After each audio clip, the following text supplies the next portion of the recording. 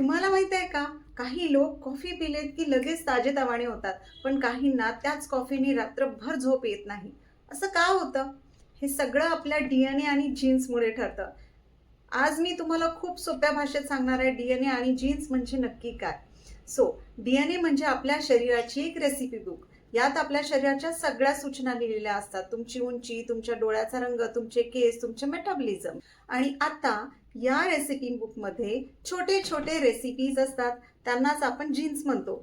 प्रत्येक जीन एक वेगळं काम करतं. एक जीन ठरवतो तुमचं मेटाबॉलिझम, एक जीन ठरवतो तुमची ऊर्जा कशी तयार होईल, तर दुसरा जीन ठरवतो की कॉफी तुमच्या शरीराला पटकन डायजेस्ट होईल की नाही. म्हणजेच डीएनए हे मोठं बुक आणि जीन्स म्हणजे त्या पुस्तकातील छोट्या छोट्या रेसिपीज. सोपं आहे की नाही? आता मी म्हणजेच तुमची हेल्थ कोच आणि न्यूट्रिजनॉमिक काउन्सिलर तुम्हाला सांगते की तुमचे जीन्स तुम्हाला आई वडिलांकडून मिळालेले आहेत.